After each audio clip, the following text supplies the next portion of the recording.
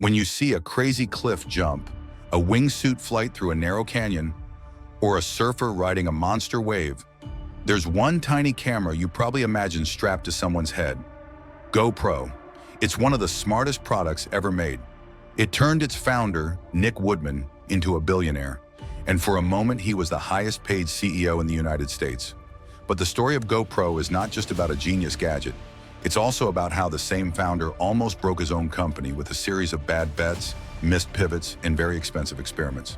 Today, GoPro is still a beloved brand, but it's fighting for survival in a market dominated by new rivals and falling sales. So buckle up, let's dive into how a failed entrepreneur on a surf trip accidentally kicked off a billion-dollar revolution in cameras, and what went wrong after. Our story starts in 1999. Nick Woodman is 26 years old and absolutely terrified of one thing: a regular 9-to-5 job. He makes himself a promise. If he doesn't invent a successful product by the time he turns 30, he'll give up and get a real job. So he launches his first business, a website called empowerall.com. The idea? Sell electronics online with a tiny markup of just a couple of dollars. Great for customers, terrible for margins. It collapses. His second attempt is a startup called Funbug, a gamified platform where people play games, try products, and refer friends to win cash prizes. The more tickets you collect, the higher your chance of winning. On paper, it sounds fun. In reality, the company burns through investor money and eventually goes under as well. By his late 20s, Nick has blown through millions of dollars of other people's capital, his confidence is shattered, and his self-imposed deadline is getting closer. So he does what any burnt-out founder might secretly want to do. He escapes on a surf trip to Australia and Indonesia. On that trip, Nick wants something super simple: good footage of himself and his friends surfing. There's just one problem. Unless you're a professional athlete with your own photographer sitting on a jet ski, the only photos you get are from the shoreline. Tiny figures on big waves, no real action. That frustration becomes a new idea. What if there was a small, rugged camera you could strap to your body or your board and film the action from your own point of view? Back home, Nick decides to actually build it. He starts small, selling belts and bead bracelets he picked up in Indonesia from the back of his old Volkswagen van. That hustle makes him around $10,000, but it's not enough to build real hardware. So he goes to his father, an investment banker, and borrows $200,000. With that money, he designs a waterproof plastic housing, a wrist strap, and pairs it with a cheap 35mm film camera inside. Around 2004, he's selling the full package for roughly $20 a piece, mainly through surf shops and small sports retailers. In the first year, the product brings in about $150,000 in sales.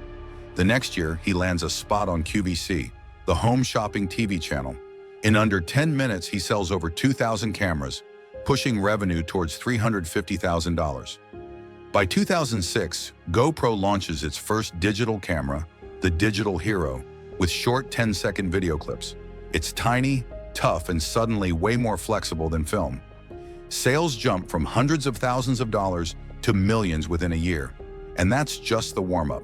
From there, GoPro starts iterating quickly. Each new Hero model gets a bit sharper, more durable, better battery life, more features. But the real rocket fuel isn't just the camera, it's timing. Platforms like YouTube are exploding. Later, Instagram and TikTok join the party. Everyone wants to share insane first-person footage of their adventures. Snowboarders recording powder runs, mountain bikers flying over jumps, divers swimming with sharks, firefighters walking into burning buildings, and in the corner of the shot, that familiar wide-angle GoPro perspective. Every viral video becomes a free commercial. At the same time, GoPro has basically invented a new category, the modern action camera. Before that, you had point-and-shoot cameras and camcorders, but nothing as compact, rugged, and mountable as a GoPro. If you wanted a POV shot in those years, GoPro was almost the only serious option. By 2013, the numbers prove how huge it's become. Manufacturing giant Foxconn invests $200 million for a 9% stake, valuing GoPro at about $2.25 billion and officially turning Nick Woodman into a billionaire. In 2014, GoPro goes public. The company is valued at around $3 billion, and early investors see their shares multiply within months. It looks like an unstoppable success story, but buried in the IPO documents is a tiny hint of trouble. GoPro doesn't just want to be a camera company anymore. It wants to become a media company. There's a reason for that ambition. On the stock market, media and software companies often get higher valuations than simple hardware makers. Netflix and YouTube command richer multiples than a company that just sells gadgets. So GoPro asks, if Red Bull can build a media empire around extreme sports, why can't we? We're literally the camera everyone uses. The plan: turn GoPro into a full-blown entertainment brand. They hire over 100 people just to produce content. They build a brand new software team to create a platform where GoPro owners can upload and watch epic footage. They develop more than 30 different series, with some shows costing over $100,000 each to produce. But the execution is a mess. The platform never really launches the way it was imagined. Much of the content never airs. Meanwhile, the core camera business starts to crack. In 2014, GoPro does about $1.4 billion in revenue and around $112 million in net profit, roughly an 8% margin. In 2015, revenue climbs to about $1.6 billion, but profit plunges to roughly $36 million, around 2%. After that, from 2016 through 2020, profitability basically disappears as the company racks up hundreds of millions in losses. Investors bail, the stock tanks, and the product decisions don't help. While GoPro is busy chasing its media fantasy, competition creeps in. Smartphone cameras get much better, and cheaper Chinese brands start flooding the market with budget action cams. GoPro's dominance is no longer guaranteed. Inside the company, they misread their own brand power. Take the Hero 4 Session. It's a tiny, screenless cube meant to be a more minimal, entry-level GoPro. Instead of pricing it as a budget model, GoPro initially launches it at the same price as their flagship Hero 4 Black. Some executives assume we can slap the GoPro logo on it, charge a premium, and people will buy it anyway. They barely market the product, expecting it to go viral organically. It doesn't. Sales are disappointing. Within months, GoPro slashes the price by $100, and then another $100. Then comes the Hero 5, the company's first GoPro that's waterproof without a separate housing. On paper, a big win. In practice, early units suffer from build issues, including weak points in the body that can buckle under water pressure. But the worst disaster flies and then crashes. GoPro decides to compete directly with DJI by launching its own drone, the GoPro Karma. Originally, it planned to partner with another drone maker, but the deal falls through. GoPro ends up building the drone in-house, spending roughly $96 million on development. Shortly after launch, videos appear online showing Karma's losing power mid-flight and just dropping out of the sky. The problem? The battery can come loose. No one dies, but for a brand built on trust and ruggedness, it's a nightmare. GoPro recalls around 2,500 drones, tries to fix and relaunch, and eventually kills the entire drone business in 2018. At that point, it's obvious. GoPro needs to stop trying to be everything at once and figure out how to survive. Internally, GoPro has become bloated. Different departments operate in silos, costs are high, and the organization is slow. Nick Woodman is forced to pivot back to basics. Fewer bets, more focus on the core camera line, and a radically different business model. The company lays off hundreds of employees and shuts down the ambitious entertainment division. Instead, GoPro leans into two ideas. 1. Direct-to-consumer sales via GoPro.com. 2. A subscription model called GoPro, formerly GoPro Plus. Instead of just selling a camera once, GoPro wants customers to buy the camera directly from GoPro's website at a discounted price, bundling it with a year of subscription, get perks like cloud backup, camera replacement, special editing features, and app tools.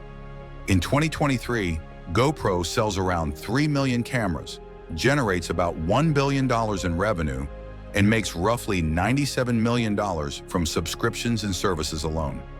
Subscriber count hits about 2.5 million. It looks like a smart reboot, but the relief is temporary.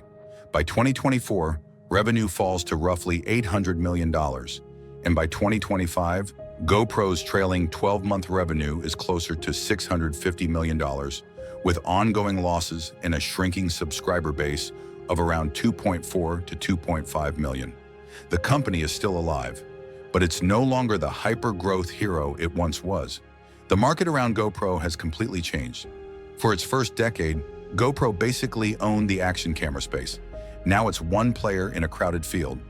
DJI, the drone giant, has become a serious force in action cams and 360 cameras, grabbing major global market share by 2025. Insta360 has exploded in popularity with modular and 360-degree cameras and is growing fast in both sales and brand recognition. GoPro is still innovating, launching updates to the Hero line and a new Max 2 360-degree camera with 8K recording and swappable lenses to fight back in the high-end segment. But the numbers tell a tough story. Unit sales have dropped from 6.6 million cameras in 2015 to about 3 million in 2023, and the brand's share of the global action cam market keeps shrinking. Will there be a hard limit to how much you can innovate a small action camera? Will DJI and Insta360 slowly squeeze GoPro out of its own category? Or will GoPro pull off one more big comeback? No one knows yet. What we do know is this: one terrified 20-something who didn't want a desk job, one surf trip, and one clunky waterproof housing for a film camera were enough to create a brand that changed how the world captures adventure, and to build a company that's now fighting not to become a footnote in its own story. Now I'm curious, if you had to pick one action camera brand today, GoPro, DJI, Insta360, or just your smartphone, which one would you choose and why? Drop it in the comments. And if you love these deep dives into the rise and fall of iconic brands, make sure to subscribe so you don't miss the next story.